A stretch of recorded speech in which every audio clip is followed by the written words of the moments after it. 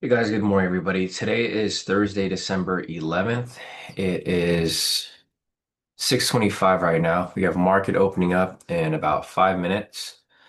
If you guys look at the list, there's a lot of trades again today. Let me see. There's 1, 2, 3, 4, 5, 6, 7, 8, 9, 10, 11, 12, 13, 14, 15, 16, 17, 18, 19, 20, 21, 22, 23, 24. So if you guys have looked at the algo list, I just counted the trades. There's 24 trades listed for today. Obviously, they're not all going to be entries, but there's a lot of against momentum. So, and they're all clustered up. So this is going to show that, we can identify some possible reversals around those time periods. And for the target entries, there's 1, 2, 3, 4, 5 target entries. They're pretty similar to yesterday's entries. I think there's just like one. Yeah, there's just one entry that kind of got swapped out, based off the probabilities. Let's see.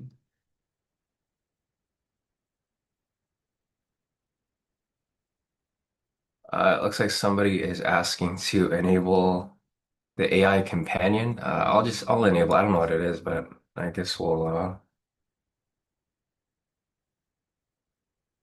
right, I turned it on for whoever. Oh, it was Message. Okay, yeah. I mean, I didn't know what it was, but okay, it was an accident. All good. Yeah, I figured it was something you might wanted, but it's okay. I enabled it, but if you don't need it, it's okay too. So hey, Siege, morning Mendez, morning Karen, morning guys. Yeah, it was probably that pop-up, right, Siege? I've noticed that Zoom has a bunch of new features. I don't know how to use any of them, but yeah, it was a big pop-up that was on the bottom that I saw as well. Hey, Justice, morning, Michael, morning, everybody. Um,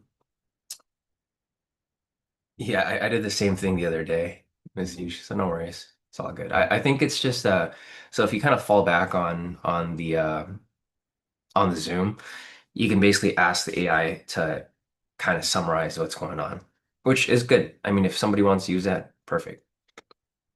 But all right, guys, we got market opening up in about 3 minutes. Again, if you guys are just joining in, there's about 24 trades listed on the algo for today. A lot of them are against momentum, so they're going to be ignored for the most part. We'll be looking at them to identify possible reversal, but they're not going to be looking. We're not looking at them to be taken. About 5 target entries, pretty much similar entries to yesterday. And we'll kind of go as the trades come. So one thing that well, we've already noticed, it's not something new, Message, but something that I've kind of like looked at is I was curious, because typically when you go into a trade, the trade usually goes into profit. I'm kind of torn between this because, I don't want to touch the position. We want to keep it very objective. But I'm thinking like if it does move into profit, should I move my stop loss in profit at some point, if it reaches 20 points, 1 to 1?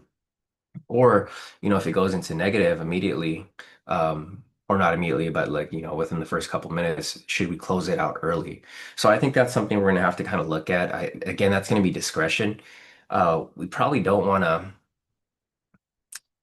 to use discretion as much, but I mean, we'll kind of just kind of play by ear and see how it is. It's just the market's been kind of shifty lately, right? I think like last month it was very shifty where it would kind of bounce back and forth and range and consolidate before it went into profit. And then in October, and then again this month, I feel like this month is a little more similar to October where we have more consistent push. It usually doesn't go into drawdown, but I mean, we'll see. Yeah, Masih said, well, a trailing stop loss is part of the back test. Okay, perfect. No, that's great. I'm glad you did that. Okay, no, that's perfect. Thanks, Masish. Yeah, I'm just thinking of ideas, to kind of like maximize profit, minimize risk. Um, but we'll see. Yeah, hopefully the information when it's all done, we can pull some more statistics from it. But I think right now the current metrics for our specific strategy are pretty good. I'll copy the metrics over here again for you guys.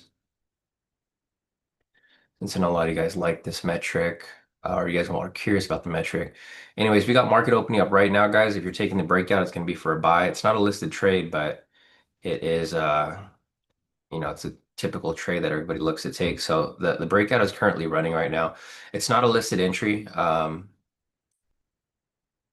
It's a tricky entry nonetheless, but it is running in profit right there, and it did hit target, or it might have hit stop.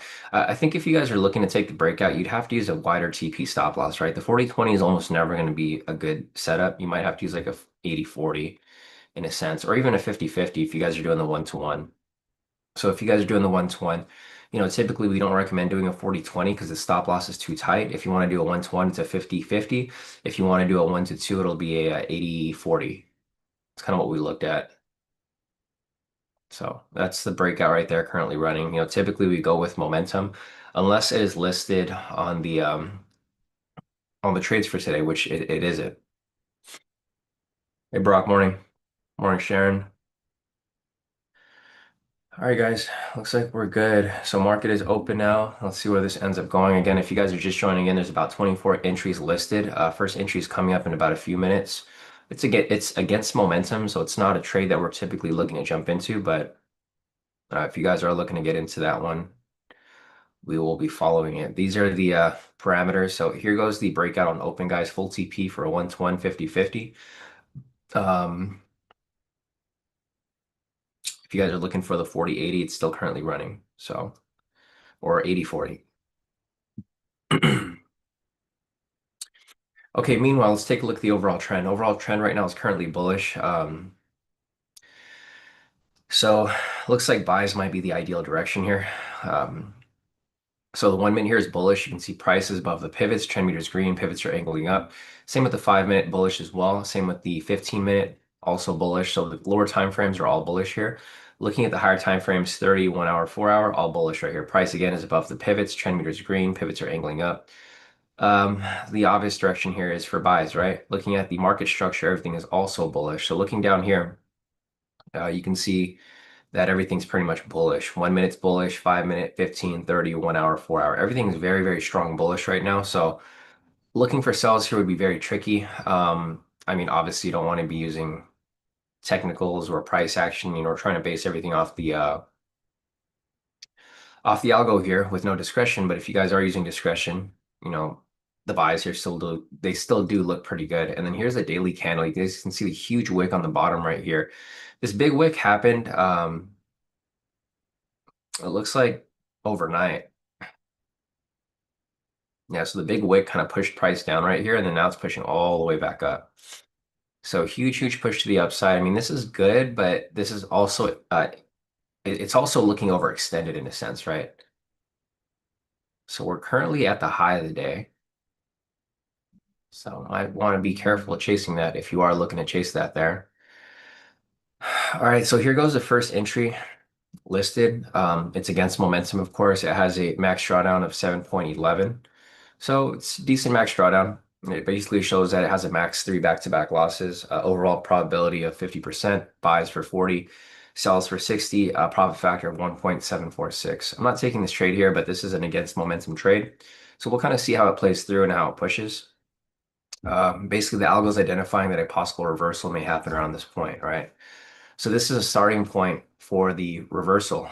There is a cluster of entries there, so it's supposed to happen within the next couple minutes or so. So if you see price start to come down, that's the algo right there identifying that the reversal is happening at this point.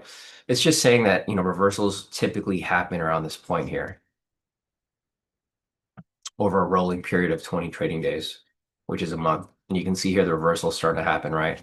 So the algo is pretty spot on with identifying that reversal there. I wouldn't necessarily chase it in that direction, but there is a target entry that is to follow. So what we want to see here is price push up, flatten out, reverse, and then the target entry happens with a confirmation later back down. So again, if you guys have access to my algo or if you guys have access to the premium, just pull up the Discord. I have a list of trades listed on there. You can see that there's a cluster of reversal moves happening for the next couple minutes, and then it's followed up with a continuation to the downside. So expect price to maybe slow down here and then drop. Or not drop all the way down, but basically correct back down to, slower area right here. So we'll see if that becomes the case. I mean, there's still opportunity right here. So what I would look at for here is possibly some structure to be produced and developed right there, and then possibly a turn to the downside.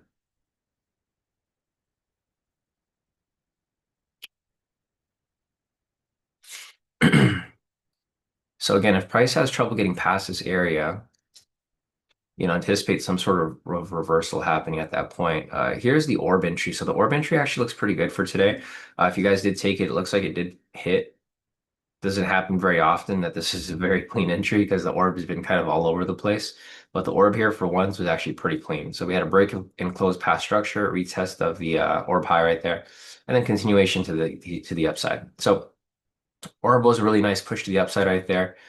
Breakout was a nice push to the upside right here. If you're doing the 40, 80, 40, the 80 already got hit right there. Okay, so the structure here hasn't flipped yet. Doesn't mean it's going to not flip. But the algo, it's a cluster of reversals. So like the reversal hasn't happened yet. It could still happen up until 6 uh 37.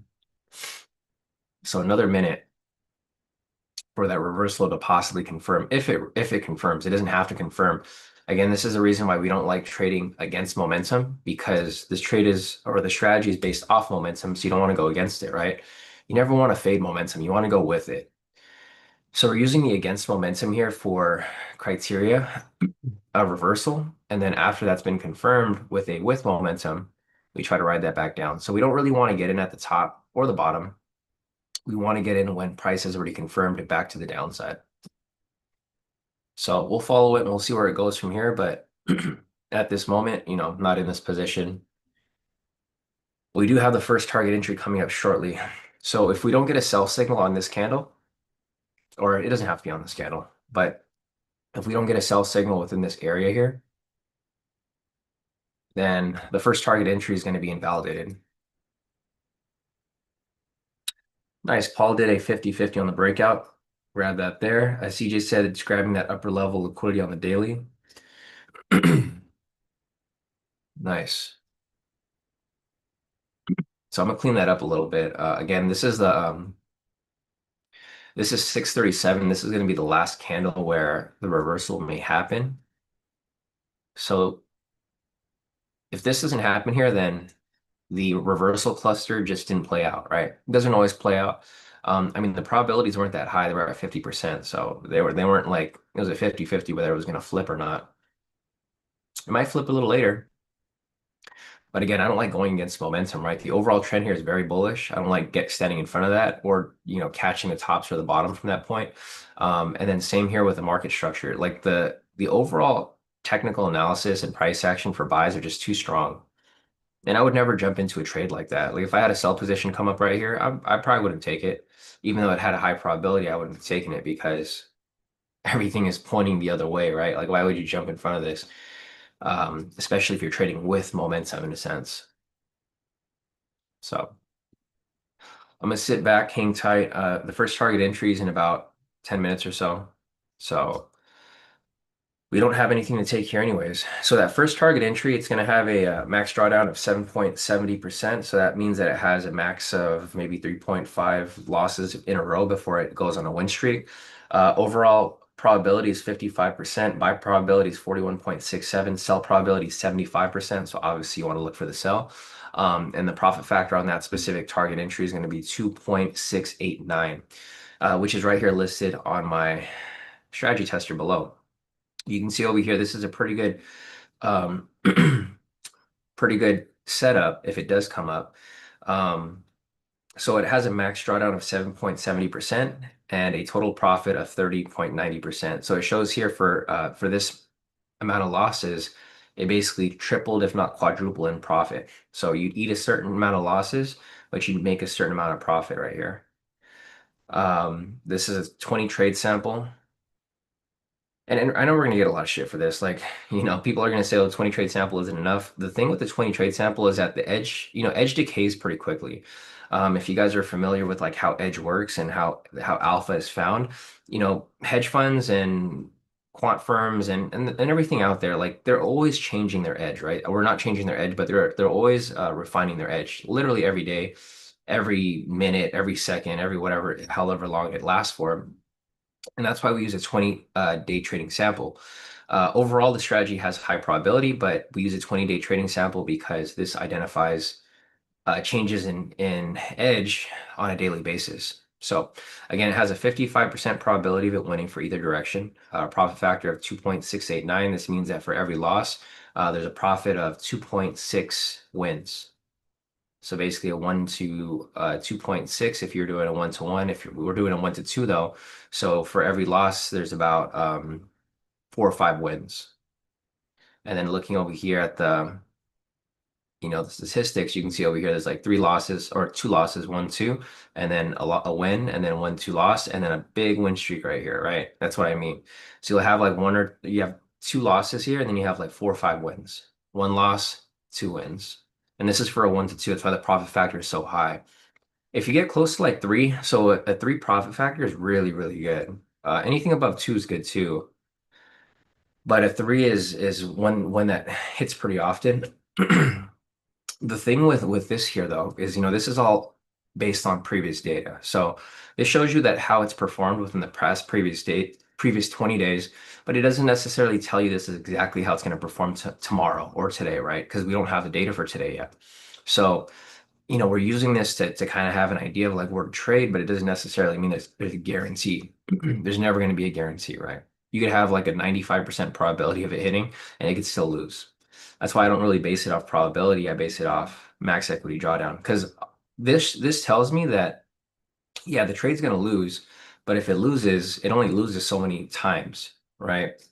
So for example, if I saw this entry, and there's no entries coming up yet, guys, but if I saw this entry, or if I only took this entry right here, if I had 3 or 4 back-to-back losses, not four, it'd be more like 3, right? Let's go to listed trades real quick. So if I was ever to have 3 back-to-back losses, I would bet money that the next trade would win because it never has more than 3 back-to-back losses, right? And that's why it's important to identify that. Um, I feel like a lot of people's perception of the market and of trading is very skewed. Like a lot of people are looking for strategies that win, but you should be looking for strategies that don't lose. I think that's the biggest thing. If you ever do any research on like finding a consistently profitable strategy that lasts long term, you want to find something that has the most minimal max drawdown. This is the main key metric that you want to look for because you're always going to lose in trading, right? It's just how many losses are you supposed to take until you have a win? I think that's a key thing to really pay attention to. So, once you guys understand that, it kind of opens up a lot of possibilities and opportunities because it's easy to win at trading. It's hard to stay consistent and to not like blow your account. So, and this is based off a 2% risk per trade. So basically for every 7.70 loss, so we'll do 7.70 um, divided by 2. So for every three, this is basically the max loss. It loses 3.85% of the time. For every loss that happens there, you'd have about 2.689 wins, which is really good. And this is for a 1 to 1. So for every 3.85 loss, you have 10.526 or whatever, 10 wins. And then you multiply that by 2 because it's a 1 to 2. So basically, you have a really big spread there, right? For every 7% loss, you have a 20% probability, or not probability, 20% win. And this is with the 2% risk. So it's huge, right? It's a huge, huge uh not probability, but it's a huge um profitability if you get out of that drawdown. That's a key thing to look at. All right, so price is pushing up higher, guys. It's not looking like the first target entry is going to be coming up.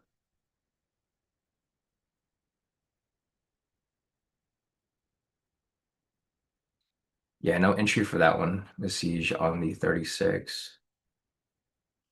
So let's see what happens here as price continues to push up. I mean, there's a bunch of no entries here, so let me just update the spreadsheet. No entry, no entry, no entry.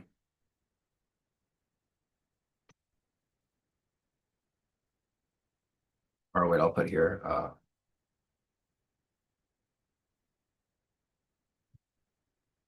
Yeah, so the next trade coming up is going to be the first target entry for the day. I don't think it's going to come up. It's for a sell. So again, let's look at the statistics here. So for this trade which is coming up, this is the first target entry. I don't have the time listed, so or even if I did, it wouldn't matter. It has a max equity drawdown of 77.70, meaning it loses typically around 3.85 max, and it makes about 10.5. So three trades max loss and max or not max win, but typically the average win after that's going to be followed up with a 10 win streak. Um, has a probability of 55% overall, profit factor of 2.689. Looking over here, so on the buys, it has a 41.67 probability for buys and then 75% probability for sells. So obviously you'd be looking for the sells here. The buys are okay, but they're not great. Probability is not super high. The sells here, it's won 6 out of the previous 8 entries. So only 2 losses out of six wins. So this trade looks good, but I mean, I'm not expecting it to turn around at this point. Like this, you'd have to have a sell signal like right here for it to continue down, right? Because you're looking for that reversal here to play through. Consolidation, reversal. One thing that we have to like kind of pay attention, well, we don't have to pay attention to it, but I think one thing to possibly pay attention to is like market regimes um, as well. So I'm looking at this here. Let's see. So I'll probably do this by hand,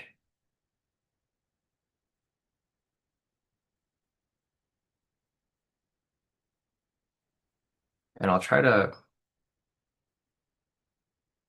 So basically right here, I'll try to draw these boxes. I mean, we really don't want to have too much of an outside perception, but I just want to mark this up to identify market regimes, right? If you guys are familiar with market regimes, basically there's 3 different regimes, right? Or there's 2 main ones, but there's 3 specific ones. A market regime is either bullish or not bullish. So there's 2 main market regimes. Market regime 1 is trading market. Market regime 2 is ranging market. And market regime 3 is going to be like choppy, right? So I'm going to try to mark this up as it comes up so that we can kind of understand what regime we're currently in, right? So right now, or right previously, we had a very trending regime, right? We're now in a what I call either ranging or choppy regime here. So this is what I'm going to do here now.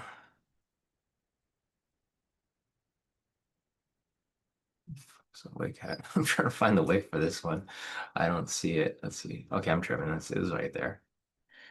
Okay, so and I'll try to color code this so it's easy to see for everybody. All right, so I'm gonna color the trending regime green because we like trending markets. We're gonna color, okay, I'll color it yellow. So if we go into a ranging regime, I'm gonna color it yellow. And then if we go into a choppy regime, I'm gonna color it like orange or red because we don't like choppy. Choppy is the worst. We don't want to mess with choppy at all. We used to do this before, but we kind of stopped for a while. I think it's really important that we do identify this market regime. It's really key.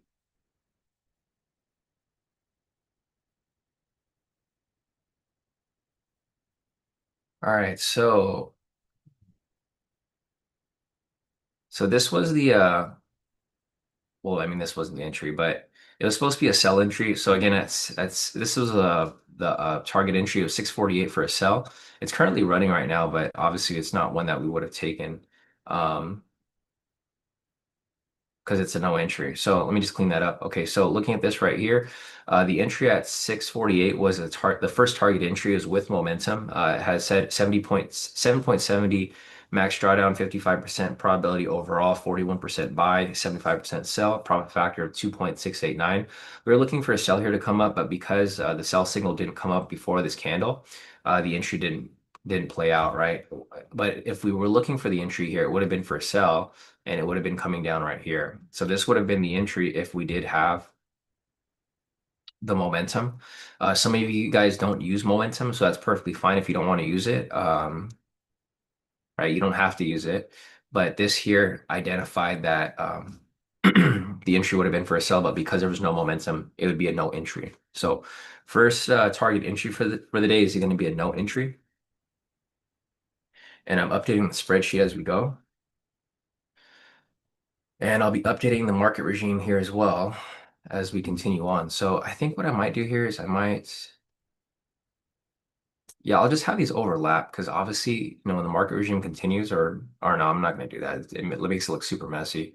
So what I'll do here now is because the regime has started to shift,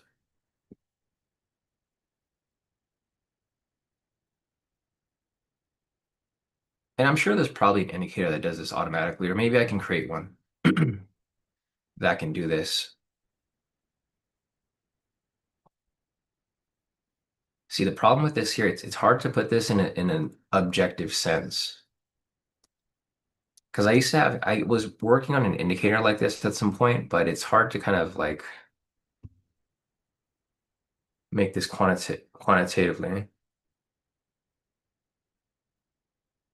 Let's see. Smith said, has anyone tested how well the signals do when it gets the momentum change on the exact candle rather than before?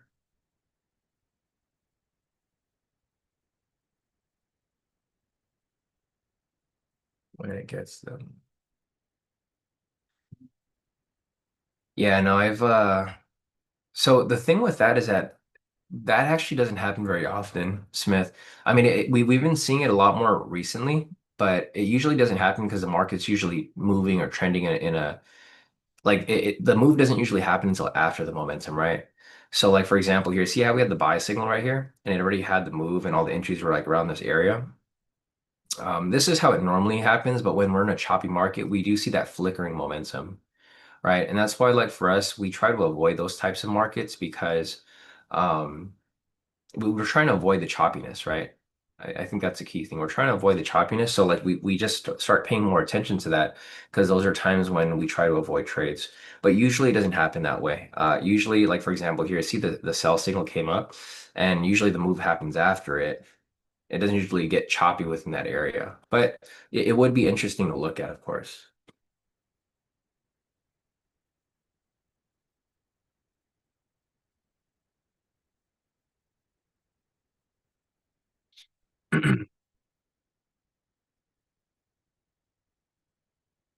All right, let's see. So we got price coming down right here. We have a possible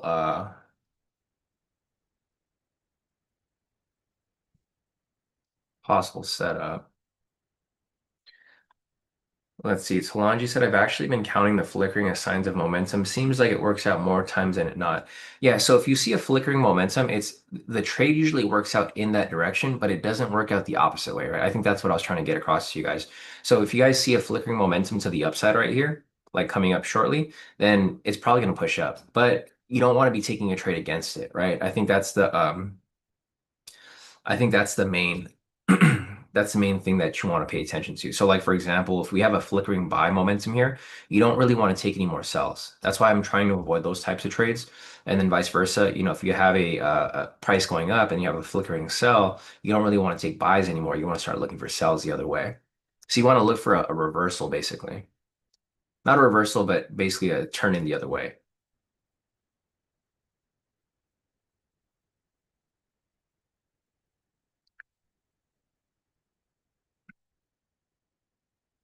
Yeah, exactly. Masij said, well, because when it flickers, that means it will close soon. Just a matter of couple candles. Yeah, exactly. That's what I just was trying to get across to. It's like when you start to see a flickering candle with momentum, you should be able to identify that the reversal or the turn is going to happen soon. We used to have a strategy like that actually. We'd purposely look for the flickering candles or flickering momentum, and then we'd look to get into those buys as soon as it closed, right? Or sometimes if we saw the flickering, we would start getting into a position already. And then as soon as it closed, we'd have a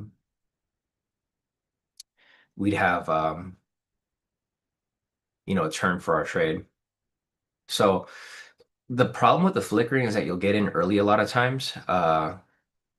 And the problem with what we have here is that we get in a little later, right? Sometimes the momentum comes up, and then eventually when you try to follow this for a sell, momentum's already died out and it starts to turn the other way. All right, so we have an entry right here which came up. It's a no entry. So the 654, no entry there because of the momentum. Same with our next target entry. We have another target entry here at 655. That's the one that we've been following pretty much every day this week and last week. This is going to be a no entry.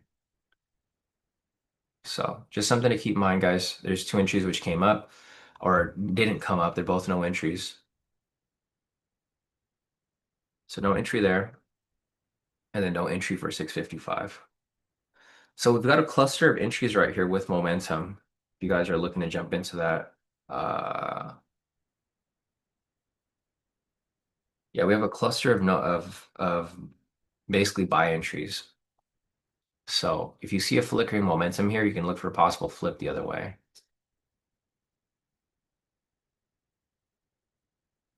You can see the short position came up right here. Obviously, we're not taking that one. This was a target entry at 655. It was with momentum. So price is pushing the direction of momentum, but because we're trading with direction, there's no entry there. Because in order for us to take a buy, we would have to have a buy signal come up. Let's see. Sam said 48 to 45 bounce buy with evidence. Okay, nice. 45. Sweet. Yeah, so your bounce basically lined up with the pivots right there.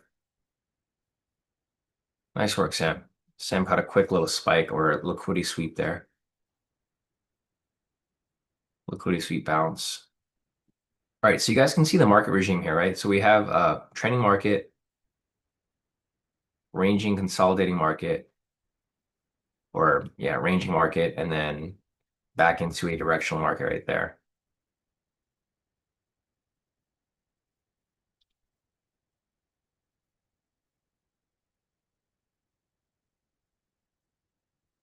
All right.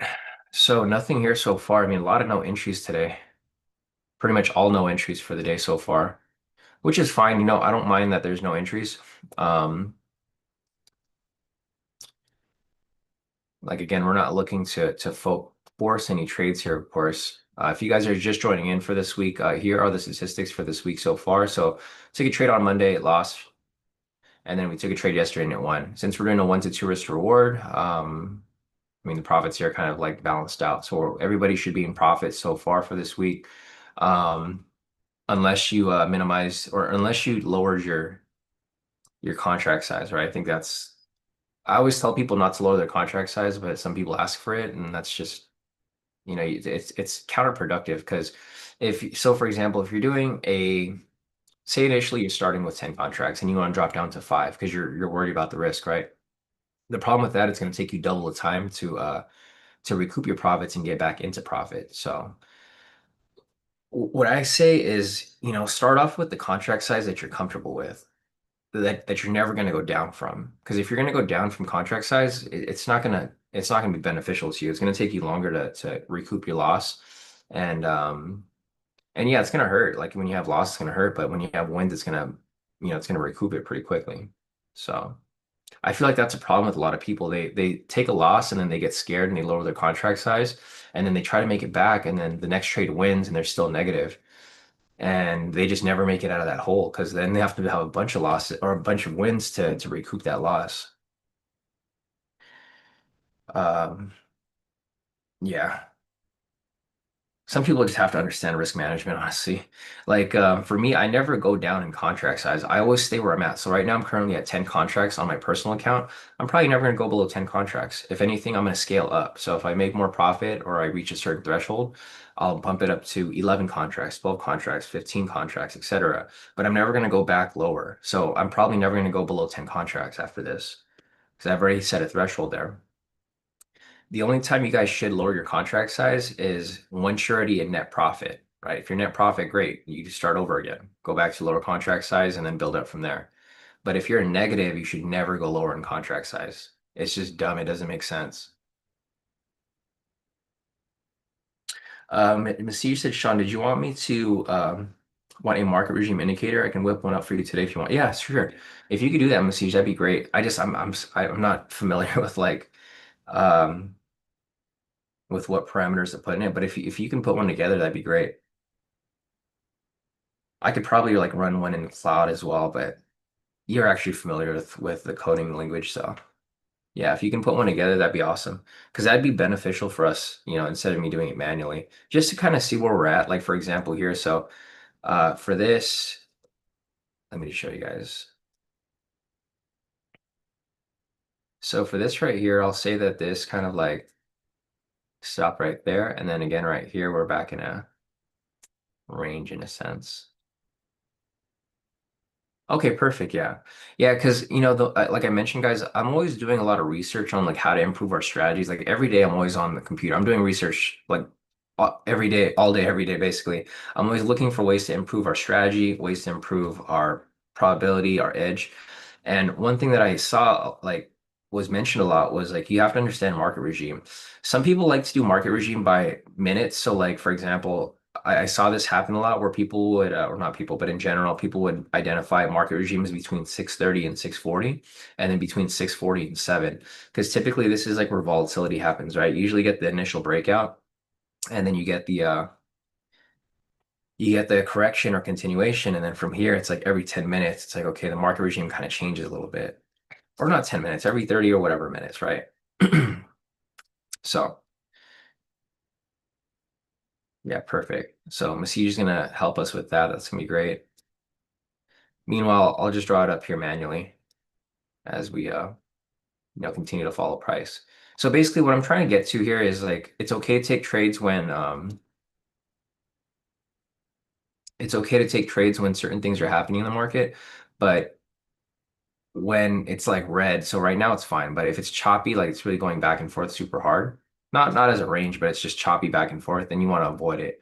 Um, just to have an idea of like when to take entries. But your best chances to win these momentum trades are to take it when market's trending, right? So like when I have a green box up, usually that's like the best time to actually look for these entries. The yellow boxes aren't horrible because you can still trade within it, but whenever you see a red box, you probably want to avoid those.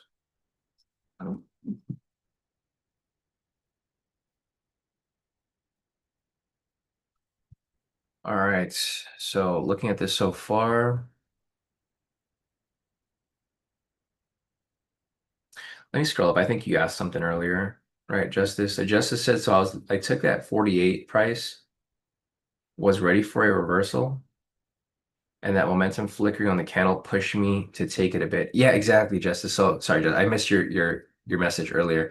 So Justice mentioned that he took the 48 flip over here basically because he saw the flickering momentum and he identified it to push down. I agree that when you're looking for the direction of momentum to shift, like if you have a trade coming up and you see it flickering, it's probably going to come up and it's probably going to push to a certain extent, right? So I agree with you on that. Um, I just don't see going against it, right? If you're going with it, great. Like you have a sell position coming up, you got a flickering sell momentum, great, take it. Like for example here, see how price is going sideways? If you're looking for a buy here and it starts to flicker for a buy, then it's probably going to push up, right? You're just getting in early. So I think that's the downside of like trading that way is that you get in a little early, but a lot of times it's going to work out in your favor. So let's see, we had a bunch of cluster of entries with momentum here. So 56, let me see, it was for a buy. So no entry for that. 57, it was for a buy, no entry for that. 58, it was for a buy, no entry for that. And then 7 o'clock was for a sell, no entry for that. So a ton of no entries right here, guys. Again, if you guys have access to my algo, if you guys have access to the premium, I just pull up the spreadsheet if you want to follow along with me. I'm pretty much identifying all the entries as they come up. We have another entry coming up right here at 7:05. This is going to be against momentum with a max drawdown of 6.14, overall probability of 50%, 44% for buys, 54% for sells. Has a profit factor of 1.818. Not a target entry, and it's against momentum. So we do have an entry coming up right here at 7:05, but unfortunately it's not going to be an entry because we already have a sell signal there. So in order for it to be against momentum reversal, we need to have a buy signal, but it's not there. So I'm just going to call it a no entry so far. A lot of no entries today, like a lot, which again is fine, guys. There's no problem with there being no entries, but Just wanted to make it clear that there's a lot of no entries here so far. We got the next target entry coming up next in about 10 minutes or so. It's going to be with momentum. So I already have it listed on here, actually. This is the next target entry. It's going to be with momentum. It has a max drawdown of 5.97. So this shows that it has about a max loss of about two or three back to back. If I show you the list over here, this trade's actually a pretty nice setup. Um, like this one could be pretty good. I think this one could be pretty good because it's currently on a drawdown right now. So it's currently at one, two, three, four trade drawdown, right? The max drawdown here is usually going to be capped out. Yeah, I mean, it's already capped out at this point, basically. So it would be capped out, and if it ends up the next trade is likely to win because you have a bunch of losses here. Doesn't guarantee it's going to happen, but um, I mean, it could play out. So max equity drawdown is 5.97. It has a profitability of 26%, profit factor of 2.347. So basically for the max drawdown of 5.97, it had an actual profit of 26%. So that's a pretty nice spread right there between profit and drawdown. Has a profitability of or probability of 55%. Looking at the trade analysis over here, it had a 58% probability of winning for buy, so it won 7 out of the previous 12 entries. Not a super great number there, but it does have its percentage pretty decently high. And then we have the sells over here. It won 4 out of the previous 8. So this one's not so great. Buys would be the ideal direction. And I mean, we'll see. Yeah, we'll see. So if you guys want to take the position, you can look out for it. I'll be looking out for it, but we'll see when it actually happens here. The ATR is currently at 33, so it's not horrible. We're still in this range right now. So again, like I said, guys, the range isn't necessarily a bad thing. Range is okay, especially if you get in at a lower point. So for example, if price kind of pulls back, you get your buy entry somewhere around here and it pushes up, great. Taking it somewhere around the high point is kind of tricky though, because if it continues to range, you're likely to get pulled back a little bit before it pushes back up higher. And the thing is, our stop loss is really tight, right? 20 points. Can't really survive a lot of drawdown here.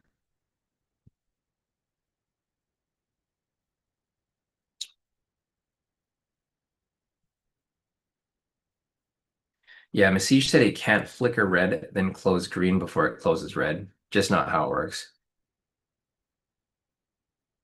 Yeah, exactly. So the momentum only shifts one way, right? So we have momentum to the upside, momentum to the downside, upside, downside, etc. Um, so we can't get like double, like red and then red, or like green and then green. It usually just flips one way. Yeah. Solange said respect the flicker.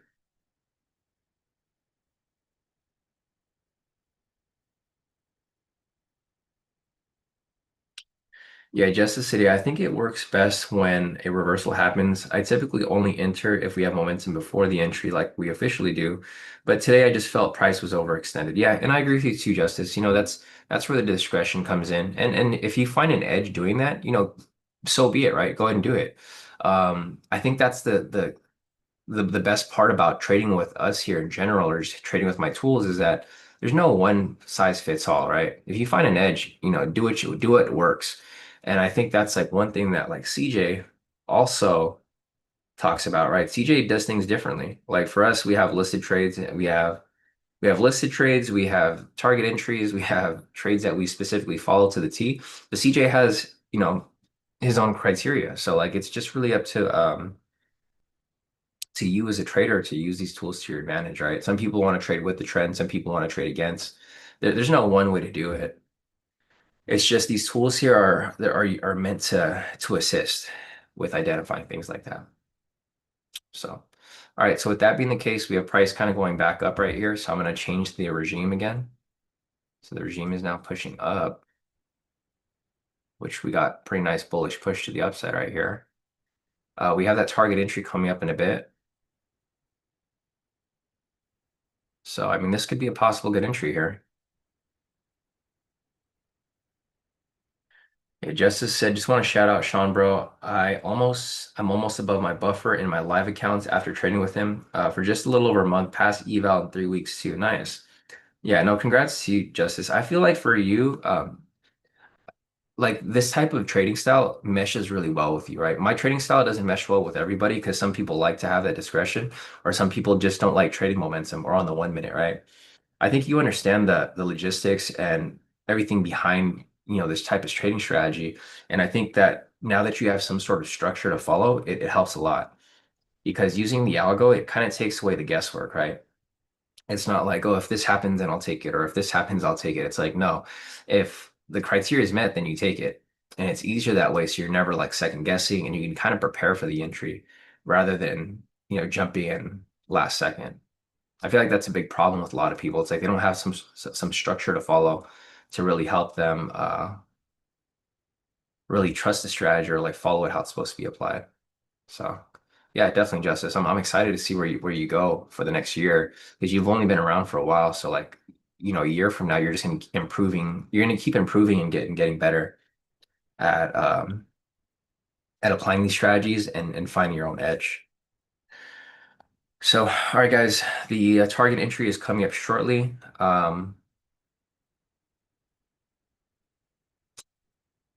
Let's see. Yeah, it's coming up shortly. The thing that I'm a little concerned about is the market regime changing as we get closer to this point, right? Because the thing is like the ATR is a little high. It's not super, super high, but it is a little high. And if it pulls into this range from earlier, there might be a little bit of a problem.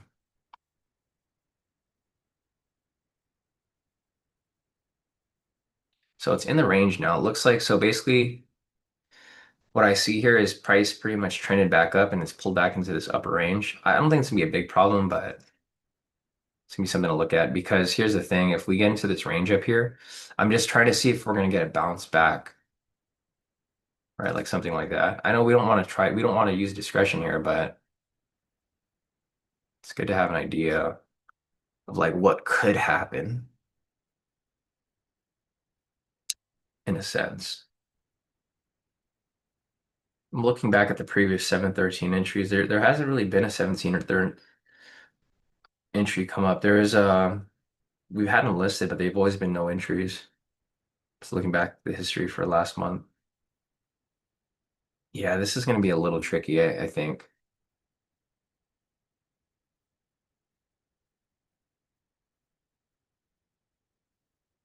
I mean, this thing could blast right through.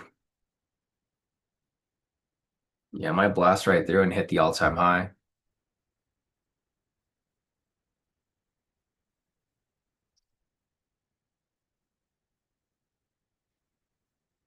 Either way, the numbers look good here.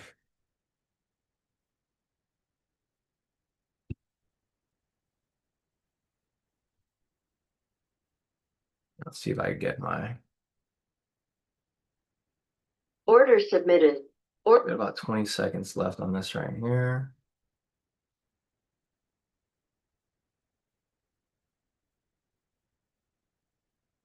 Order submitted. All right, we got a few seconds here. Drop it right there.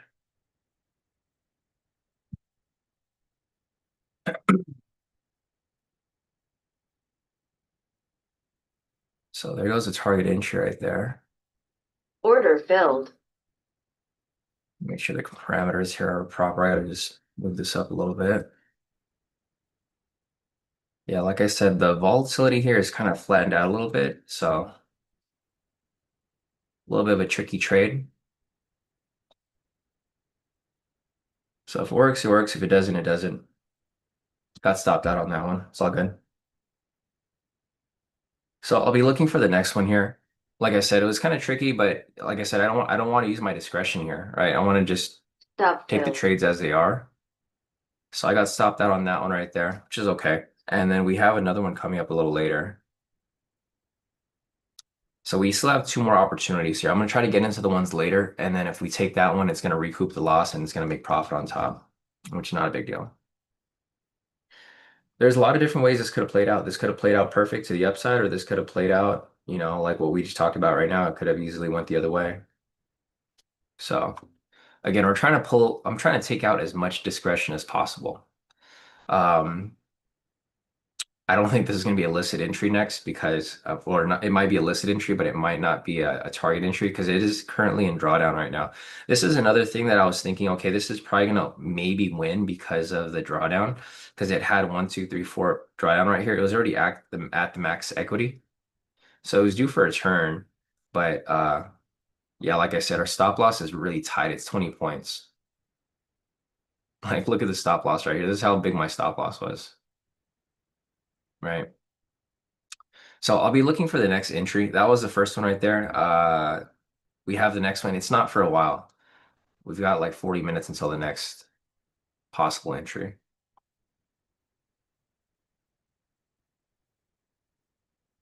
So we'll see what we got coming up next. Drew's asking if anybody got huge slippage. Yeah, I did. Unfortunately, I did. Like 10 points on that. It's kind of annoying.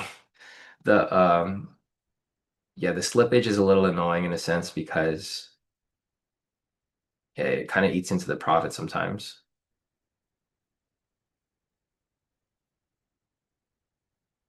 Yeah, like I had slippage on my main account from the other day, so I got, obviously it's gonna take me longer to recoup it like we talked about in the past, but yeah, it is what it is. You gotta deal with the slippage. All right, so let's see. We had price push up right here.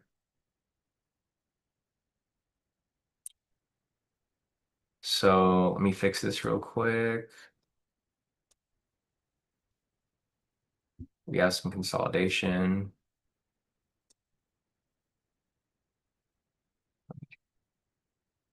So the market regime here again is back into consolidation. It basically aligns uh, with the previous market regime right there. I mean, I could always just overextend this out right there. That's what I was worried about. So what I was most worried about with this trade was that this was going to happen, right? And of course it happened. But again, we're applying the strategy in a way that we want to take out discretion as much as possible. So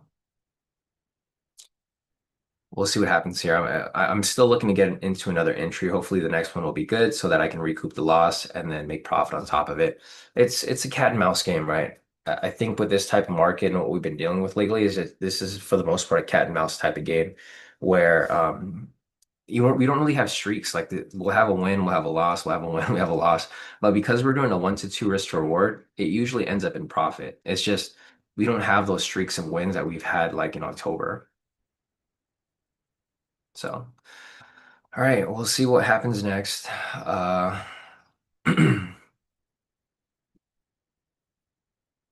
I think in the future, or we'll see what happens, but I might be able to just extend this out a little bit. I think it'd probably be easier to just extend it out than create a new one.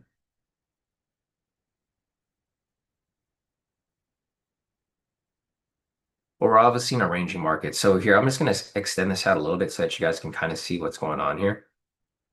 We're in a pretty strong range right now, right? Price is ranging. Like I said before, the range, you shouldn't be scared of a range. Range is okay. Choppiness is where you want to be concerned about. But we're obviously in a range here. Price is respecting, the lower end and the upper end here. And it's kind of just going back and forth within this area. We're having small trends within it, but yeah, if anything, price here might come back down. What I was looking for and hoping for is what I think Constantine mentioned. Yeah, looking for price to kind of break above and then, or Andrew mentioned, yeah, break above and continue pushing up higher to the all-time highs. Ideally, that would be the key, the way we'd like to see it, but it's all good. So loss for that one right there. -1. We had some against momentums over here come up. They're going to be no entries because we have a bullish momentum there. So no entry, no entry. 718 came up right here. There's a 718 entry running right now. against momentum. I mean, obviously we're not taking that trade there. I'll document it though. So that's a loss, no entry. And 723 coming up shortly. All right, anyways, we just have this consolidation happening right now, guys. No big deal. Consolidation happening, and we'll see where this ends up going after. Sam said, sorry about your stop loss on pure manipulation. Yeah, I mean, I was expecting it because, like I said, our stop loss is really tight. Once we have that data with Masij, we can probably adjust our stop loss a little more. I mean, it's fine. Either way, I think so. The entry happened right here. Either way, it wouldn't matter how wide our stop loss is. It still would have lost. It's a 60-point pullback right there before it came right back up. So I don't think the stop loss would have made a big difference. Having a wider one, that's the only thing we can really change is really like, wider TP, wider stop loss. One thing that we could maybe possibly change is like, basing it off the ATR. The problem with basing it off the ATR is that our contract size is going to change pretty heavily, right? You go from a 20-point stop loss to a 30-point to a 40 to a 50. Your contract size has to change pretty drastically if you're looking to risk the same amount. So let's see what we got over here. Let me scroll up real quick.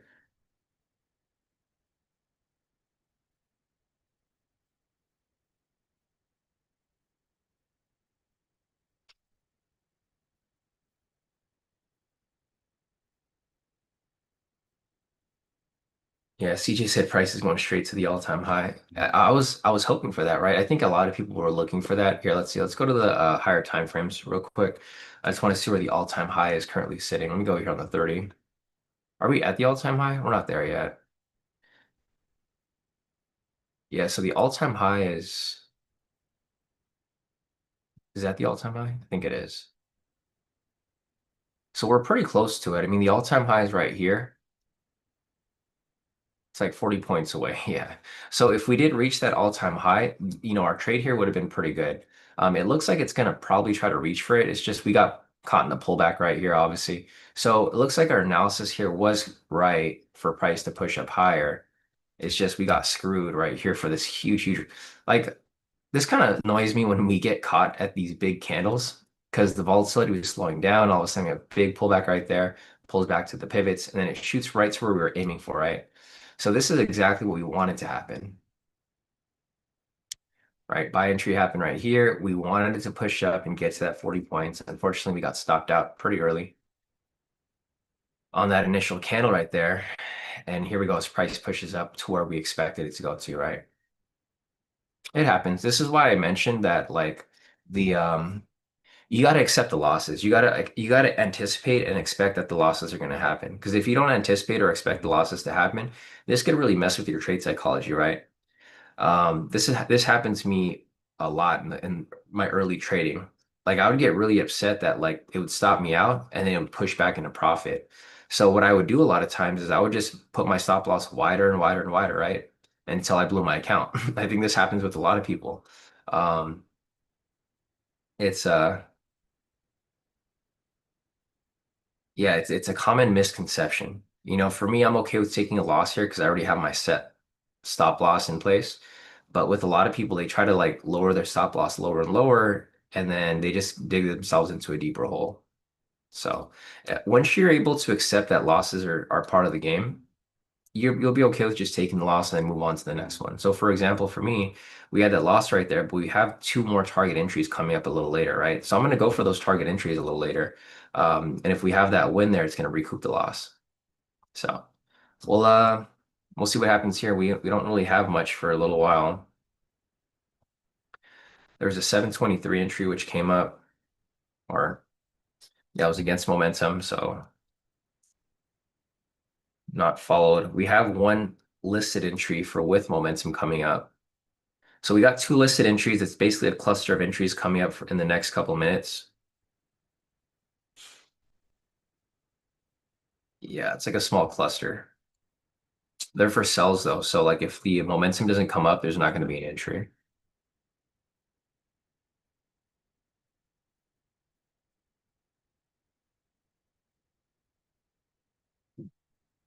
All right.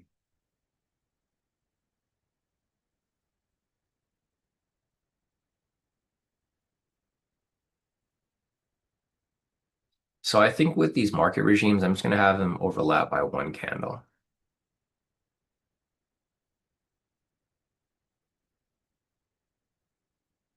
So you can kind of see the shifts here. So we had the market regime here shift a little bit, and now it is pushing up higher from here.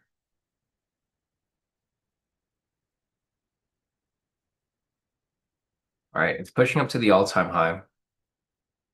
Pretty much what we were expecting from this previous entry that we unfortunately lost. Um, the next listed entry is going to be in about 5 minutes or so. So we'll see what happens there. We got some time. Let's see. Masish said, okay, Sean, I'm about to share the indicator with you. I would recommend making a new tab because it colors candles and such. Okay, no, that's good. I'll probably do that. Policy looks good to me. Lower sellers at all-time high for a bit, then blast right through. Yeah, I think that's pretty much what's happening now, right? It's almost at the all-time high, just a few points away right there. I think that's what it did. A lot of people were looking for that double top right at the all-time high, or triple top actually. So I think a lot of people were looking to take this triple top right here, and then now they got screwed and price is now pushing past it to stop them out. Yep, and there we go, all-time high. So going back to our entry right here at 713, guys, the analysis played out like how it was supposed to. It was just we got in a little too early, which is completely fine. We just got screwed with the retracement pullback right there. But the trade went to where it was supposed to go, right? We targeted this for to be the case, price break past it, go to the all-time high. Sometimes this happens where price pulls back very sharply and then it goes right to where it's supposed to go. So it's all good. What I'm happy to see here is that the analysis wasn't fully off, right? The algo did identify it was going to push up. It's just we got in a little early. The thing with the 713 entry is like so what I was a little concerned about and kind of confused, not confused, but I was kind of looking at it is if you look at the list of entries, we had clusters of against momentum like all around it. So we had the 713 entry which came up. There was a cluster of against momentum flipping the other way at 705 and then 716 up until 718, which it played out. I mean, we had the cluster right here of reversal and it actually did what it was supposed to. It did reverse from this point. So the algo identified that was going to happen. It was just a matter of time until it did. All right, we'll see. We got price pushing up. We're now at the all-time high. It's a little tricky to be taking trades around these areas, but we'll see. Yeah, CJ said Mark Flow V2s hitting back to back. Nice. Miss C said these whales are just claiming our liquidity. Yeah, that's what it seemed like. Yeah, Miss C said it seemed to do exactly the opposite of what we wanted, then shot right back up. Yeah, no, that's what so that's the problem. Well, not really a problem, but you know how we're trading momentum here? The algo is identifying where these whales are kind of putting their orders. And what we saw with the previous data is that they tend to trade around these points, right? So this is where it becomes a little bit of an issue because when it momentum goes against you, which is what happened here, right? The momentum went against us. Um, it goes against us really quickly, right? But when it goes with us very quickly as well. So this entry over here at 6:30 it went with us pretty quickly. Same with this one over here. It went down with us pretty quickly. But when it goes against you, it goes against you very quickly as well. So I mean, it's a good thing, it's a bad thing. Um, More so a good thing because it usually does work out in our favor.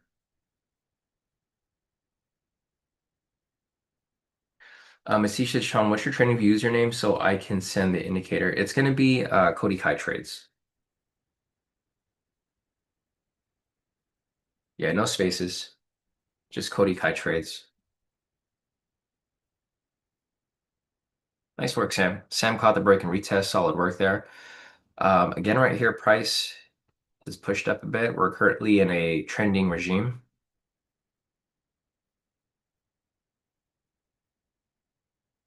There's really two main regimes. So there's trending and there's ranging.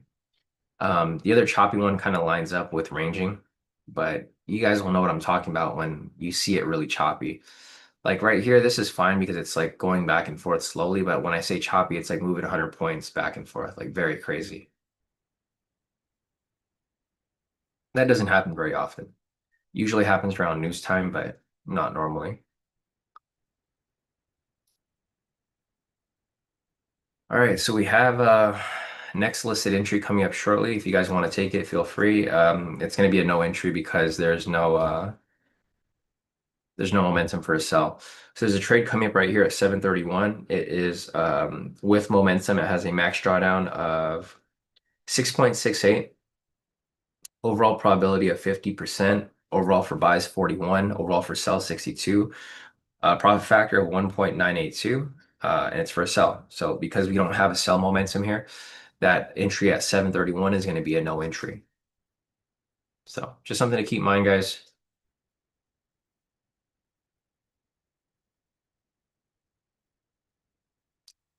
Something to keep in mind.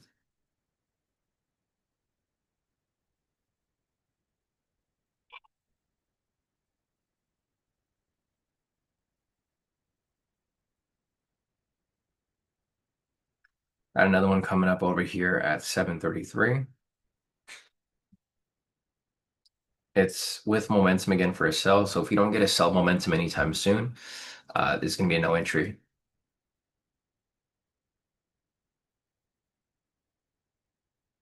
We still have two more target entries coming up in a bit. It's going to take a while, but nonetheless, they are coming up in a bit.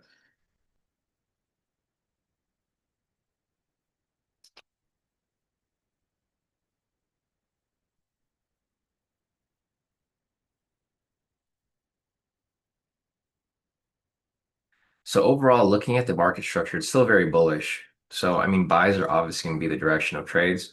So 1 minute, 5 minute, 15, 30, 1 hour, 4 hour, everything is very strong bullish. Now looking over here at the overall trend, everything is very strong bullish, right? 1 minute over here, price is above the pivots, trend meters green, pivots are angling up, very bullish right there for the one. Same with the 5, same with the 15, same with the 30, same with the 1 hour, and the same with the 4 hour here. So everything, as you guys can see here, price is above the pivots, trend meters green, pivots are angling up. The obvious direction here to take are going to be for buys. Problem here is that you might get caught in fake out retracements, right? That's literally what happened with us earlier over here. We just got caught up in the fake out retracement to the downside and then it corrected right back up. It doesn't matter how wide your stop loss was, this trade could not be survived. So there's nothing that could have been done differently here, really. Unless you had a really, really wide stop loss, 100 points, there'd be no way to do this. And there's no way we'd use a 100-point stop loss, right? We'd never use that. Even if you used a 50, it still would have got stopped out. So this right here is considered like if I was to do an analysis on it, it would be considered a fair loss because there's nothing different we could have done about this for the most part. The one thing though that I've kind of looked at in the past is looking at the candle close. But it doesn't always work out that way, right? Sometimes it'll be a red candle, it'll still push up. Sometimes it'll be a green candle, and it'll still push down. Um, and the thing is, this thing didn't pull down to a red candle until like the very last second. It was actually up here, and then it pulled back. So we have our next setup right here, but it's going to be a no entry. So there's one entry right here at 7:33. It's with momentum, has a max drawdown of 9.68, overall probability of 50%. Buys have a 33, sells have a 63, profit factor of 2.095. Because it's a sell entry, there's no sell momentum here. It's going to be a no entry. So no entry for 7:33. Now we have 7:38 coming up shortly, which is going to be against momentum. So not a trade that I'm looking to take. And if you guys look at the list here, literally no entries except for that one loss that we had. It's crazy how there's this many no entries. It's just kind of blows my mind that we have all these listed entries where momentum is pushing. And the thing is, momentum does push around these points, but just not in the direction that we were looking for, or just not in the direction that like typically pushes, right? Which is fine. I mean, if you were to take a buy here with momentum, you would have taken a loss either way. But because we have that criteria in place, this really prevented us from taking a loss here. So as we get closer to the end of the session, I'll share the list of trades. Right now, we don't have anything at the moment. Um, I mean, we have a pretty big list still coming up, so that's why I'm not sharing the list with you guys just yet. We have one, two, three, four, five, six listed entries coming up and uh, two target entries.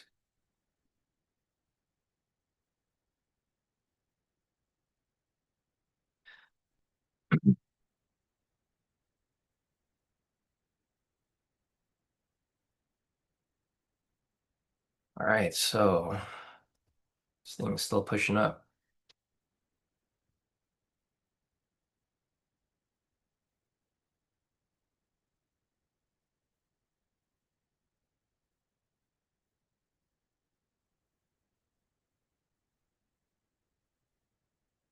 Still pushing up. Let's see if the market regime changes at all.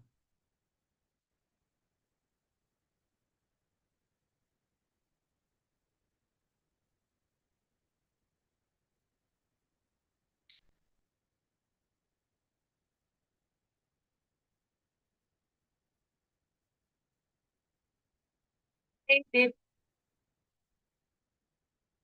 Yeah, my phone does that. My phone's literally on silent and makes all this noise. All right, we have no entries coming up until a couple minutes. It's going to be against momentum, guys. Again, I'll just tell you guys it's at 7:38. It's going to be against momentum for a sell. So the thing is, we already have a sell momentum here. If this doesn't end up flipping back to a buy, then there's just not going to be an entry there.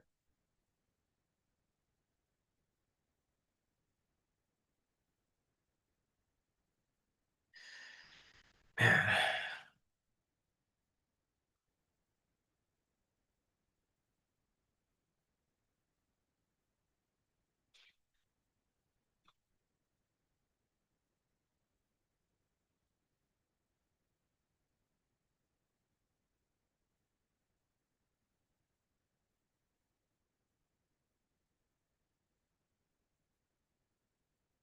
All right, looks like there's going to be a no entry there. Not a big deal, but no entry.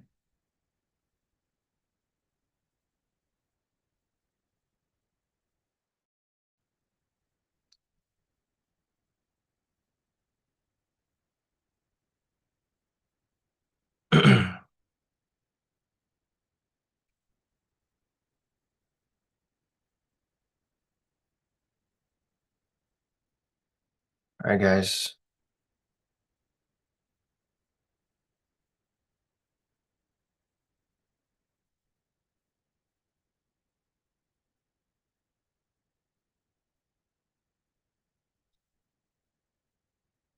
7:38, no entry. It was for a sell against momentum because we have a sell momentum already in place right there. No entry for us. All right, looks like we're going into consolidation. So I think what I'm going to do here is I'll overlap these.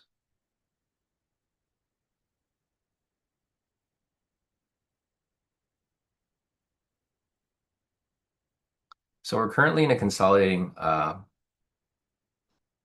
regime right here. So, I mean, just looking at this so far, you guys can see the market structure pretty clear. Price broke past this range, and now it's currently kind of ranging between these two levels now. We're going into like a really, really heavy range here. So this next entry is going to be kind of tough. Um, there's one coming up right now if you guys are looking for this against momentum.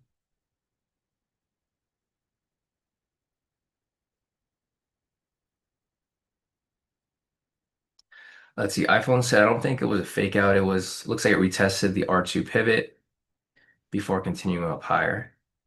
Yeah, no, I agree. It was a retracement. Retracement either I don't think it was a fake out. I think it was just a retracement. It was pushed up a little far because you can see the pivots here kind of spread out a little bit. It tends to retrace back. Like for example here, retrace back, bounce, retrace back, bounce, retrace back right here, continuation. Um, okay, so if a buy signal here closes, this is going to be Okay, so no entry here for the seven. That's exactly what I was gonna say. So the intro here at 740, it was a against momentum for a buy. Because there was a buy signal which closed here already, there's no entry. Yeah, so no entry here at the 40, unfortunately. We're currently in this like boxed up range right now. We got our next target entry coming up in a bit. Again, like I said, the range here isn't a bad thing, right? It's not, I mean, it's not a good thing, not a great thing, but it's not a bad thing either. Um, because price could break out of the range. It's just really slow right now. Volatility's kind of died down a bit. ATR is at 27, so in some circumstances, I'm okay with it,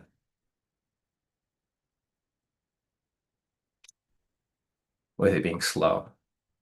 So what I need to look out for here is just looking, and there we go. We have a flickering momentum. That's exactly what I was going to say. I was going to say be careful and look out for the flickering momentum because we do have a target entry coming up in a bit. But like I said, if we have a flickering momentum, you usually don't want to go against it, right?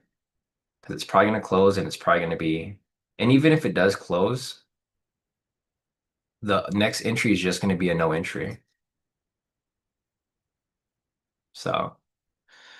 I do hate that we're in this cat and mouse type market where we have a win, we have a loss, we have a win, we have a loss. We still tend to end up in profit like overall, but I just don't like the fact that we're having this win loss, and then we have flickering momentums here or the overlapping momentums. As price kind of it has trouble choosing a direction. So. Those are the two main things we talked about over the past couple of weeks. It's like whenever we see a flickering momentum, don't really go against it because it's probably going to close at some point soon after. And then also don't trade when there's a bunch of momentums going back and forth right after each other, right? Because this just shows that price is either ranging or it's choppy. The range here is pretty obvious. You can see it is ranging. There's no arguing that. Um, Yeah, it just kind of depends on how this ends up pushing. So if this pushes through further, then the flickering momentum is not going to be a big deal. But we do need this to push up a little higher, like maybe out of the range or close to out of the range. Otherwise, we're going to keep getting that flickering momentum over the next couple minutes. Um,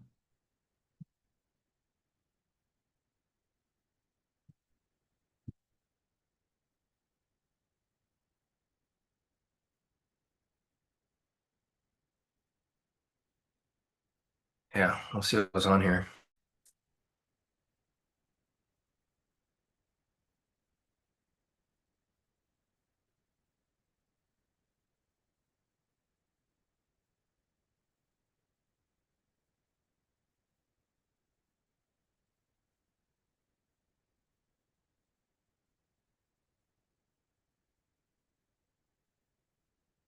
All right, I think this is going to be really tricky. I don't know if anybody's looking to get into this. I would have to see how this candle ends up closing on the next one.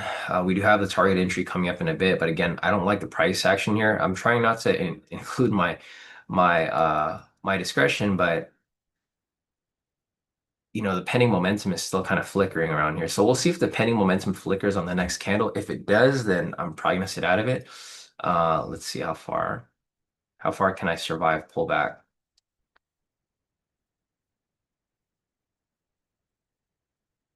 Yeah, it's gonna be kind of tough. Honestly, it's gonna be kind of tough. Um, I think we're gonna get a flickering momentum on the next candle. Yeah. Okay, I'm not taking this trade right here, guys. This is a target entry for a buy. As much as I wanted to take this entry, this trade did win yesterday, but like I said, the volatility here is really, really flat, and we have this flickering momentum. So this is where it becomes a problem because, right here, you're looking to take a buy. If you take this entry for a buy and then it closes with the momentum, then you're screwed because you're technically going against momentum at that point. That's why I wouldn't want to take the trade here. If you guys want to take it, feel free. It's going to be at your own risk, of course. I'm not taking it. I already called it out. It's just it looks like price is trying to shift down, right? We're currently in a range here, so one of two things are going to happen. Price is either going to break below and drop back down lower, or it's going to continue climbing up higher from here, right? Yeah, Paul said he's not taking it. Yeah, it's too risky of a trade. I mean, honestly, I felt a little confident, a little. comfortable about this one over here. But yeah, this one, not so much. We got price pushing up right there. This is the target entry for 744.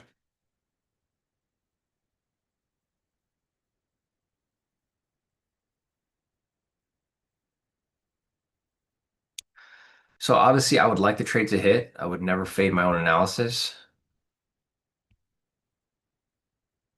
I have a feeling that's going to hit. There's no drawdown, so it's probably gonna blast right through this range and come back down. All right, so let's see. Obviously, I want this trade to hit. Not in the position, but I'm still going to be following it, of course.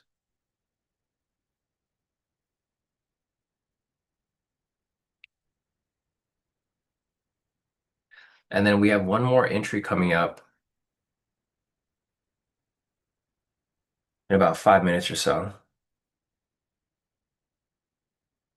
Yeah, Sam said YM is sitting exactly at the all-time high. Yep, it's right there. It's pretty much consolidating, ranging at the all-time high right now. I think it's going to push past it. It might even pull right back after, but I think it'll. If that's the case, then the 744 entry is going to be on a streak. It won yesterday. There's no entry the day before that. Yeah, the 744, I'm just looking at the spreadsheet right now. It's had a lot of no entries, but for the most part, it's been hitting every time it came up.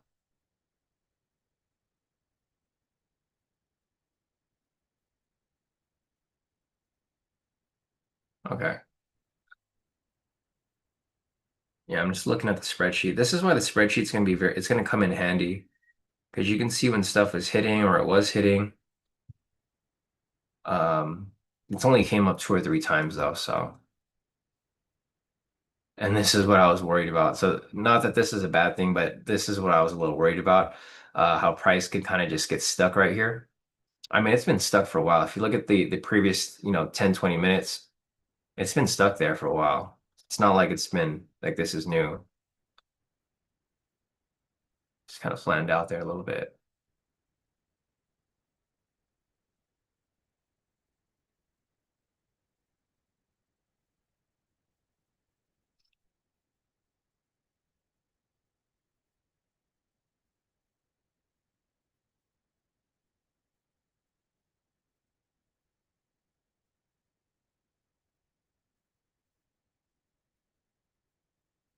All right, so we'll see what happens here. The next target entry is coming up in a bit. This is going to be a problem because the next target entry is going to be it's going to be opposite for a sell. So it's going to fade the current entry. Um, yeah, there's going to be a little bit of a problem. I mean, I'm not in this position here, but it's going to be a problem if it ends up ranging for that period.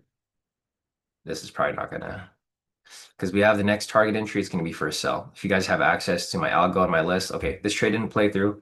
It's all good. Not in it. So obviously I don't have a loss on that one. We're just going to document it there. Today's one of those days where it's just not a good day overall, right? It's just not a good day overall. A lot of no entries. I'll put the list up in a little bit. The next entry is going to come up in about 3 or 4 minutes. It's going to be for a sell with momentum. So we would need to get a sell momentum here to come up before we actually get to that point.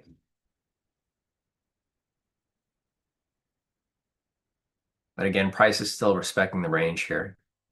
We had this range drawn up for at 727. It's been about like 20 or 30 minutes now. Price has been respecting this range. If anything, price might come back down to this lower range, but it's respecting it right now. It's breaking below. All right, I'll keep watching here. We have the pending momentum.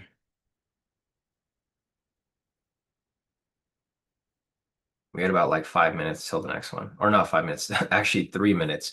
I don't think this entry is going to come up. We have the pending momentum here, but it looks like it's going to sit within this range. So unfortunately for today, it looks like it's going to be a negative 1 hour day for me. Not a horrible day, but it's it's just negative 1 hour. So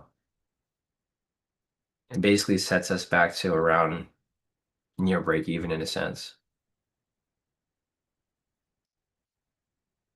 for the week.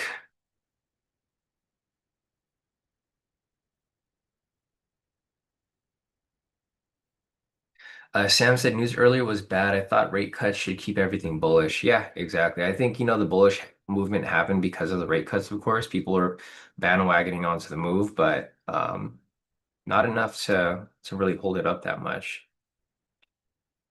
So we had some jobs data over here pre-market. We had initial jobless claims, 4-week jobless claims. It was mixed actually. So we had this continuing jobless claims, which was positive, initial jobless claims, which was negative, and 4-week average, which was negative or positive. So mixed right there. We had imports, exports, balance of trade, which came out as well. It caused a little bit of a spike in the market, but nothing too crazy. The one thing that I don't know, is Sir in here right now? I don't think there was NFP, huh? Yeah, because I remember you mentioned NFP earlier this week. I don't know if it actually came up though on Tuesday. Let's see. Let's go to this week. I wasn't even paying attention. It was only the only thing I was paying attention to on Tuesday was the NFP, not NFP, FOMC, which came out yesterday. So they did cut the interest rate guys by a quarter, and I think that's going to be it for a while. But yeah, no NFP on that day.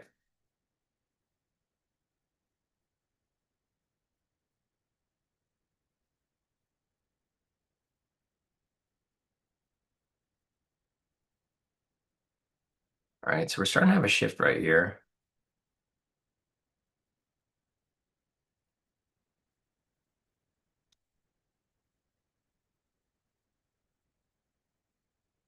You know what? I don't like the price action here. I know we're trying not to use my discretion here, but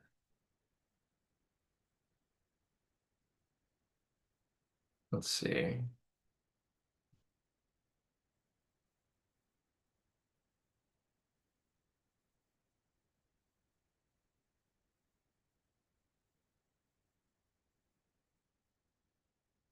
All right, let's see what we got over here.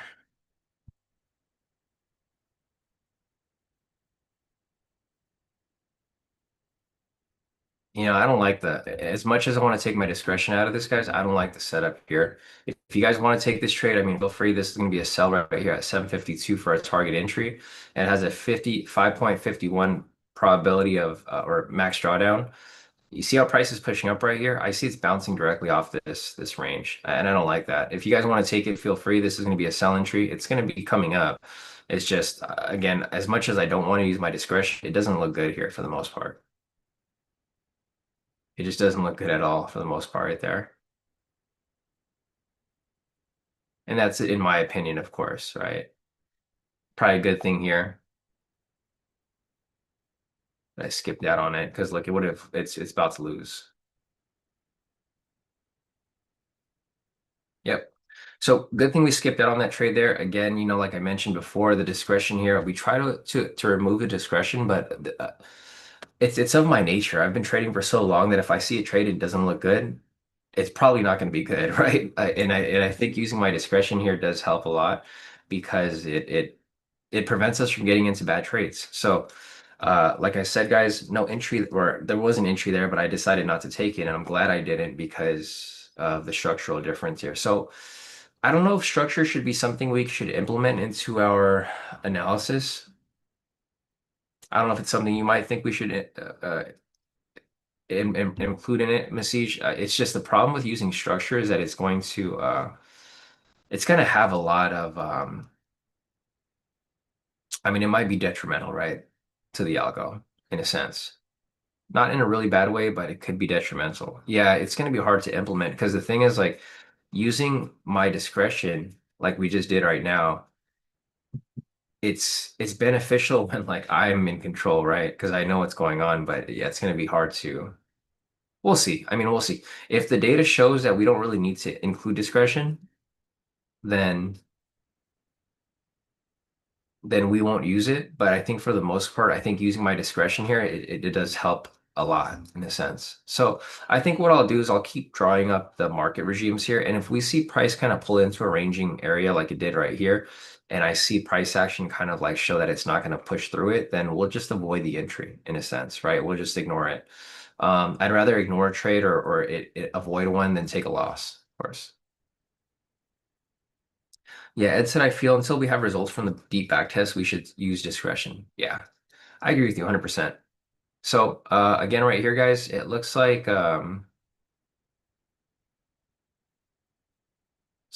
this thing didn't even really push through down below. I mean, it barely pushed up and then it pulled back into the range.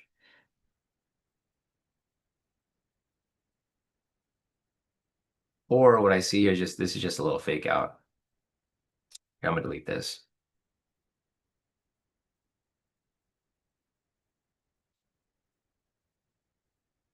Yeah, this was literally a fake out. I think when we have a fake out move like that, I'm just gonna keep it a little more like I'm just gonna leave it as is so we can identify this as a fake out, or I could even draw a red box here.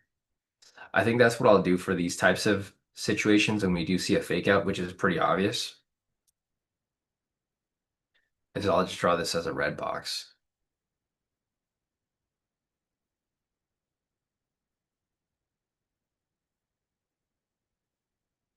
All right, so today is a 1 hour negative day. Not a bad day. I mean, we had a 2 hour day yesterday, so this kind of just it basically brought us to like basically break even for the week. Like I said, this has kind of been a cat and mouse market. If you guys are not familiar with that term, basically like we have a win, we have a loss, we have a win, we have a loss. There's no consistency with like win streaks or losing streaks. It's just win, loss, win, loss, win, loss, which is okay. Hopefully tomorrow we'll have a win. If we have a win tomorrow, it'll bring us back in a profit. But yeah, this week has kind of been it's just been one of those weeks where there's not a lot of consistency with regard to the wins and the losses. So I'll keep drawing these structures here. I think these structures will help a lot, especially with identifying any possible fake outs or possible pull into like for example, again right here, we're stuck in this range still, right? So it can either fake out or break above and continue pushing up higher. But all right, if you guys have any questions, feel free to put your questions in the chat. I'll put the list of trades up here now since I mean, for the most part, basically done.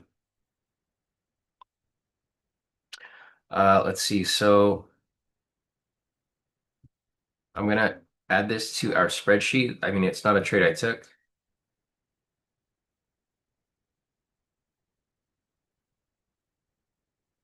So 752. Yeah, this is one of those days. So like what I and if you guys look at the spreadsheet, I'll show you guys a spreadsheet in a little bit. What happens a lot of times is like we either have a really good day or we have a really bad day. We usually don't have like an in between. And I'll show you in a few. I'll pull the spreadsheet up on here. I'm just gonna document these last trades. There's one trade over here at 755. It was for a buy.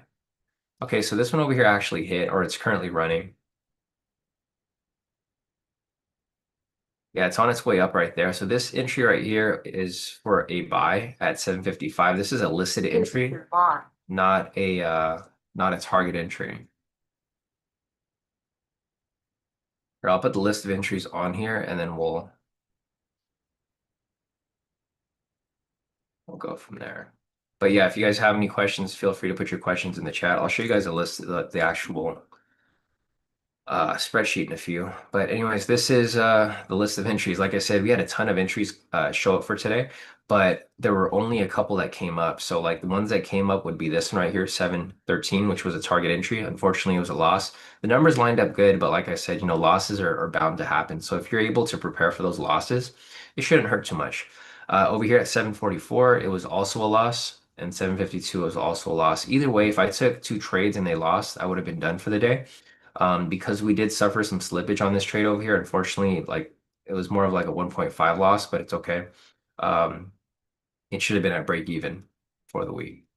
So the trade's running right here. This is going to be at 752. If this here wins, which obviously we'd like it to win, it's going to bring up our negative R to just negative 1R for the day. The target entries, though, have been not good for today. So we have one trade that's running right there. We have another trade at 759, which is coming up right now for a sell. That is going to be a no entry. It's with momentum for a sell. There's no sell momentum there. So no entry at 759. Let's see. CJ said structure is good for a day, like today when we're near a highly manipulated area, like the all-time high, but not regularly. So I say no.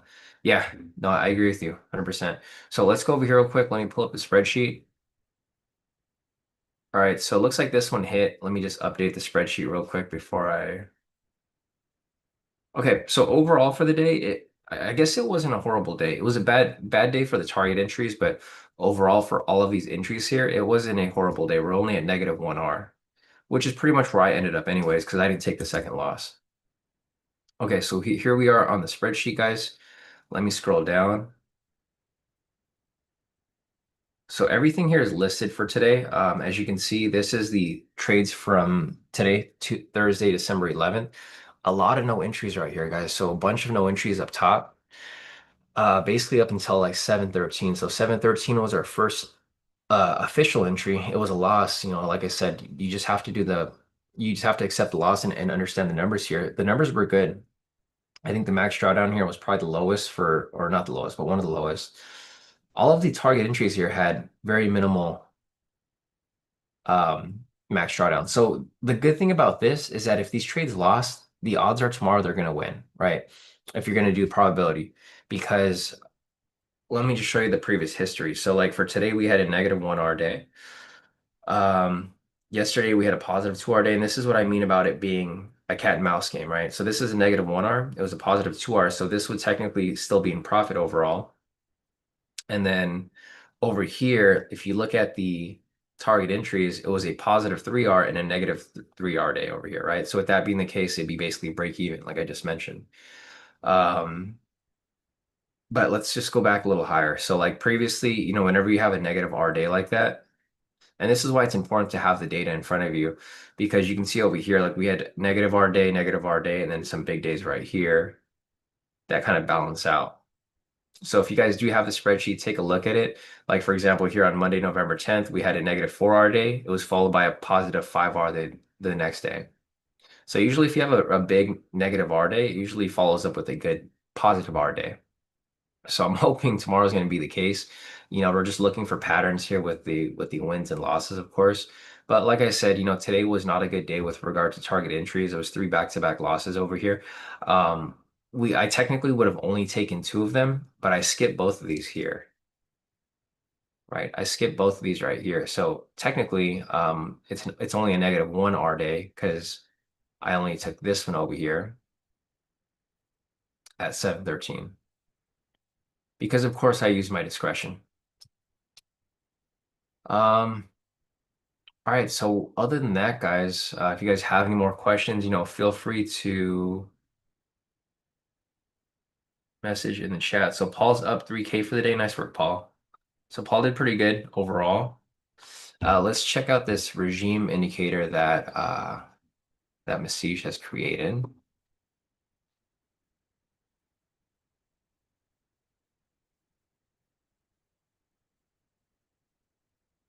What'd you call it? Masish, let's see. Yeah, Rev said, I actually appreciate your discretion. Yeah, the discretion definitely does help a little bit, or a lot of it in a sense. I don't see it here in my invite only. Okay, I'm refreshing it right here. Make sure you send it to the because sometimes it might have been enabled to the wrong. Oh, I see right here. Okay, there you go. Masish. Bearish reversal from high. Okay, let's see. Let me look at what settings are on here. Range look back 60.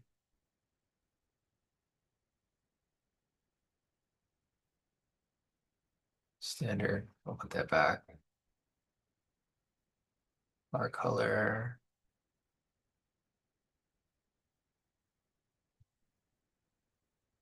Okay.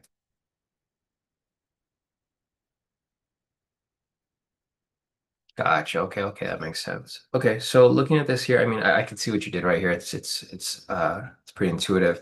So basically, you have like they're like bands basically. So you have the upper level over here, price pulls back. You have the upper level established, identified, and then when it pushes up higher, it follows, and then it kind of tracks it a little bit. And then if price pulls below here, it'll turn bearish. Okay, no, that makes sense. So like, yeah, basically this would be the range of prices within the yellow box, and then when price pulls below, it is bearish. When it pulls back above, it's bullish. Okay, cool. Yeah, I'll keep this on a separate chart so I can kind of look at it. What are the gray bars? Let me see. I'm assuming gray bars are like dead zone. Okay, that's I see.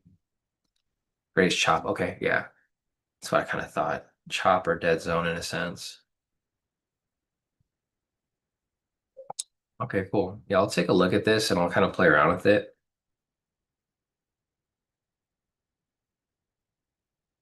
I'm just curious to see like previous data over here. It's actually pretty interesting.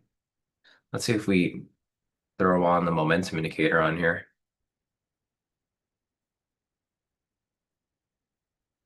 It doesn't always like catch it. I mean, it catches it, but not super great all the time. I was just curious if it bounced off like the range or whatever, it came down, if it would follow through. It did follow through right here, but a little later. Same with this one, it kind of pulled out. So like if we had an algo entry on that point, be useful.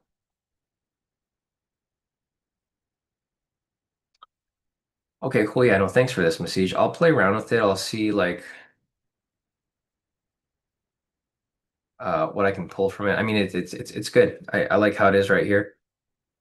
Um, but yeah, the only downside for this is that it can be overlaid on the chart, right? I think that's a yeah, yeah. I think you just have to adjust the filters a little bit. But I think it's good to have it separately like this, and then we can kind of have your right, turn off that. Yeah, we can kind of look back to it. Like if I draw a market regime, I can look right back down to here and see what you have if it's the same. All right, cool. Yeah, no, that's helpful. Thanks, Masich, for setting that up. Let's see.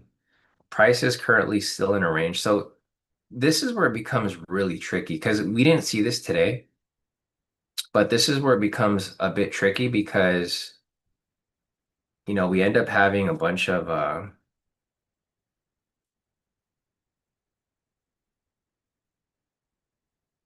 like we didn't really see markets stay in a range for too long. Like price kind of pushed out, stayed in a range, pushed down, stayed in a range, pushed up, stayed in a range, etc.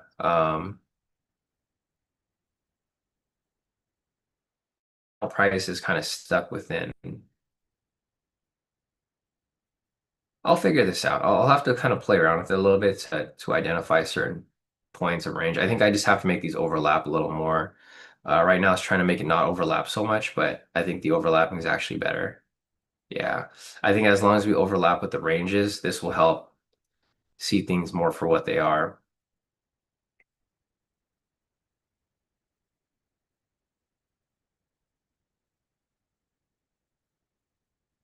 Yeah. All right. Well, I'll play around with this and we'll just keep looking. But all right, guys, if you guys have any questions, feel free to hit me up on Discord. Again, here's a spreadsheet of the trades for today. We're currently at a -1R overall if you took every single trade that came up.